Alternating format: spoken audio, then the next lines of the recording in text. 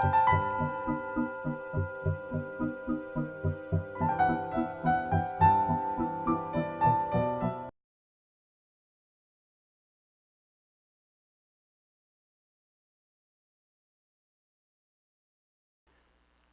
is a blog about time, and this particular blog is one of my convoluted, thinking out loud ramblings. So you've been warned, and it's probably not for just everyone.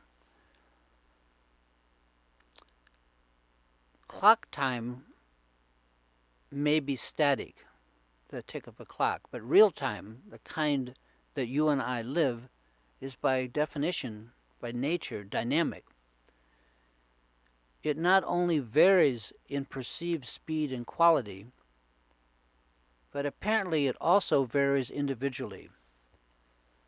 We can both look at our watches and share the same clock time, but beyond that, time for me may be condensed and for you expanded, or vice versa. Just as you can't tell a book by its cover, we can't know what kind of time other folks are having internally, but we can sometimes get a sense of it. I found this out many years ago through listening to blues music generally, or jazz, and to the great blues artists, watching them perform live in particular. You may be moved by some other kind of music, but for me I like the blues. You can just substitute your favorite music here. In the great blues players, I can feel something coming from inside of them, something that's not in my experience, yet something I can recognize and still respond to, react. For some reason, blues strikes a chord in my mind. At the very least, I know that somewhere deep within me, there is some kind of receiver that knows authentic music when I hear it, at least for me. It's a little like the old story of the Pied Piper of Hamelin. Part of me can't help but respond and just move to authentic blues. And then there's what I call blues time, and that's the reason for this particular blog. And I've been writing about this for years, but like so many things in life, it's very hard to get a witness. Music is not just something to listen to, it's also about time. And the great blues artists can't help but structure their music, their songs, around their own personal, internal sense of time. We've all heard the phrase quality time, but there are also qualities of musical time. Consider the old idea of marching to a different drummer. Other than looking at your watch, time is not a constant but variable. I learned about this many years ago while I was reading the journals of the writer Franz Kafka. Kafka let fall a sentence which went something like this, and I quote, "Each sentence that I write, it already has perfection," end quote. Now, it took me some years to fully appreciate what Kafka was saying, which put simply, I believe is this. We can try and learn to write poems or play music. We can imitate the great artists. We can copy their style or whatever in an attempt at a close approximation to what we read or listen to. We can imitate. We want to do what they're doing. And of course, we all have to learn the basics of writing or playing an instrument or whatever. But there is another way to do this other than imitate, and I believe that this is what Kafka was pointing out. Rather than try for a series of successive approximations, imitations, to what we feel is good outside of us, like in another artist or player, it doesn't matter whether it's writing, music, whatever, what have you. Instead of imitating their licks, We can work on perfecting our mind until, as Kafka put it, everything we write, every bit of music we play, then already has perfection of some kind, because we do. So I would ask you to consider this concept very, very carefully. It's been very super important for me. Rather than learning from the outside in, as is commonly taught by imitation, we can also learn from the inside out, with the additional bonus that we end up being authentic, original, or at least as original as we are capable of being. With that thought in mind, I'd like to return to talking a little bit about blues time. These great blues artists are not just good because they practice a lot, but they're good because of who they are through the wisdom of their experience. Many of them have reached a point in their life experience where everything they do is somehow authentic. And why? Because they are authentic, at least relative to someone like me. And this includes their music. I spent many years learning to play the riffs of the great blues harmonica players, when my time would have been much better spent improving my mind, improving who I am, the one who's playing all of the music that I can play. Having heard most of the great blues artists in person, often many times, I can attest that musical time is individual. It's a direct reflection of the mind of the player.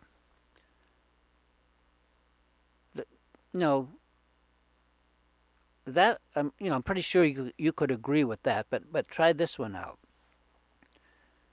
As listeners, these great blues artists create or make time in their own image. And here's the remarkable part. You and I can hear or even take a trip with them on their sense of time, not just our own, and we can learn from it too.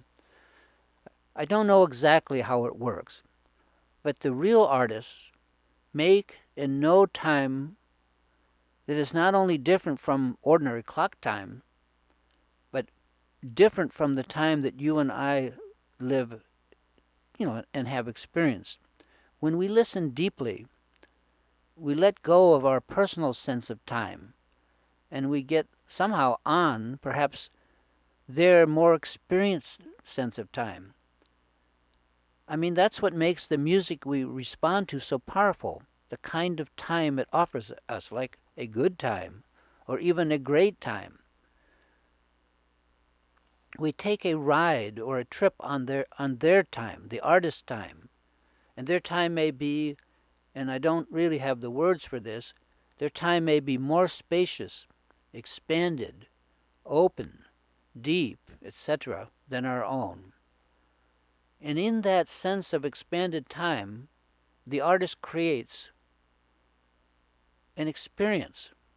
And we experience both time in our own life a little differently than we do just on our own sense of time. In a way, we go for a ride on their time, on their experience, and perhaps feel or learn something while we're out there in their music. And then when the music stops, we come back and we pick up on our own time again. It can be a rough re-entry. I hope I'm making myself clear. Anyway, I find this concept of living to alternative time through music fascinating, and I've tested it again and again over the years. I've told this following story before, but it kind of belongs here, so I'm going to tell it again. Years ago, this must have been 1966 maybe, while on one of our trips to Chicago to hear the great blues players, we went there from Ann Arbor, Michigan, my brother Dan and I went into a little place on the north side of Chicago where the great blues artist Howlin' Wolf was playing. It was kind of late and the place was almost empty. And there was the Wolf, sitting on a wooden chair way up front, while next to him was the legendary guitar player Hubert Sumlin, and he was just playing, just the two of them. There might have been one other person in the place, almost no one. And it was quite dark. There was a very small lamp shining on Wolf. I don't know if those of you reading this have ever heard Howling Wolf sing, but if not, you're missing something important. I mean, especially if you like blues. Anyway, Wolf was singing, and he was singing on his time, not mine. It was so intense and spacious that I naturally kind of fell in with his time, and pretty soon I was living it with him. He was making time, and it was stronger, more immediate than my own sense of time. He could make time better than I knew how, and so I went for a ride on Wolf's time. And as I listened in that little club, everything around me, the walls, the chairs, the dim lights, and so on, became completely transparent.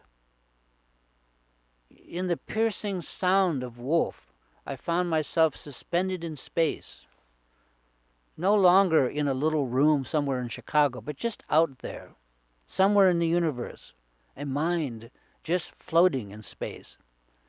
My local reality all just went void. Or perhaps I saw through the veil of the flesh for the time that it took for Wolf to play. And no, I was not high. In a way, it was terrifying, and at the same time exhilarating, this sense of space and time that Howling Wolf laid down. I was definitely on Wolf's time, and I took a trip with him in his mind, and I forgot about my own. Or was I just seeing that my mind was his mind, but that I'm just inexperienced and unexpanded? Who knows? I guess you could use the old phrase, he was blowing my mind. Anyway, that's my story. As you can see from reading this account, marching to Wolf's time had the effect of reordering my own experience somewhat, and then eventually returning me to what I call normal, but not without an effect. We are changed through life processes like I am describing, whether we know it, whether we remember them or not. Powerful music, art, writing can actually change us on the inside and introduce us to alternate realities that help to open us up and expand or modify our own sense of time. We are affected by great art and great music, and I mean by that we are actually changed. And there are many other great blues players, and of course not just blues, who have shared their expanded sense of time with us. I mean, what is music anyway? Why and how does it affect us? That's what I'm trying to get at here. Have you experienced this?